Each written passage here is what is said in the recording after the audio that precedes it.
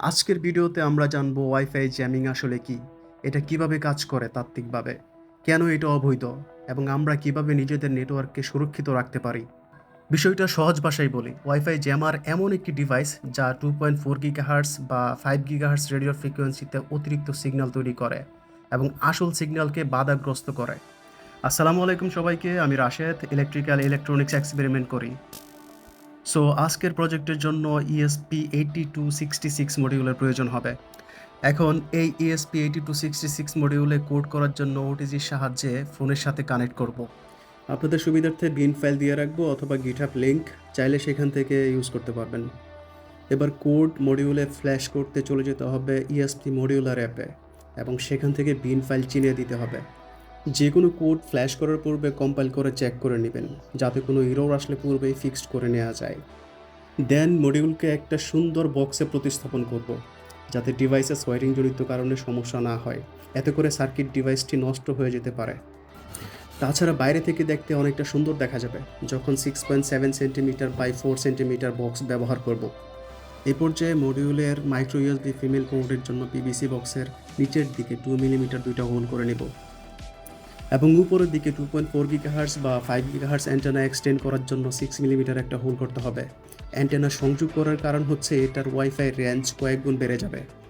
Antenna এখানে বক্সের সাথে একেবারে ফিক্সড করে দেইনি, অ্যান্টেনা অপসারণ করে যাতে সহজে পকেটে ক্যারি করা যায় সেই জন্য কানেক্টর ব্যবহার করেছি এবং এক্সটার্নাল অ্যান্টেনার কেবল মডিউলের সাথে সোল্ডার করে দিতে হবে। ভিডিওর এই পর্যায়ে এসে বক্সের উপরে কাভারিং করছি না পর্যবেক্ষণের উদ্দেশ্যে। দেন অ্যান্টেনাকে পেঁচিয়ে পেঁচিয়ে এটা ভালোভাবে আটকে দেব। এখানে যেহেতু আমরা ইন্টারনাল কোনো সোর্স বা ব্যাটারি ব্যবহার করিনি, এর জন্য এক্সটার্নাল পাওয়ার সোর্স ব্যবহার করেছি। চাইলে আপনার ফোন থেকে বা পাওয়ার ব্যাংক থেকেও এটাকে পাওয়ার দিতে পারবেন। মোবাইলের স্ক্রিনে গিয়ে ওয়াইফাই SSID সার্চ করব। এখানে PWNED-তে ক্লিক করব এবং পাসওয়ার্ড চাইবে ডিঅথর, পাসওয়ার্ডটা সাবমিট করে দিব। দেন ব্রাউজারে গিয়ে 192.168.4.1 IP অ্যাড্রেসে চলে যেতে হবে। নেক্সট পেজে টার্মস অ্যান্ড কন্ডিশনে এগ্রি দিয়ে মেইন পেজে চলে যেতে হবে। এখান থেকে টার্গেটেড SSID খুঁজে পেতে স্ক্যান বাটনে ক্লিক করব এবং টার্গেটেড ওয়াইফাই নেম সিলেক্ট করতে হবে। সিলেক্ট করার পর অ্যাটাক অপশনে গিয়ে ডিঅথর, বিকন অ্যান্ড প্রব এই তিনটে অ্যাটাক ফোনে পারফর্ম করা যাবে। এখানে লক্ষ্য করলে দেখবেন ওয়াইফাই ডিঅথর স্টার্ট করার সাথে সাথে ফোন থেকে ওয়াইফাই অটোমেটিক্যালি ডিসকানেক্টেড হয়ে গিয়েছে।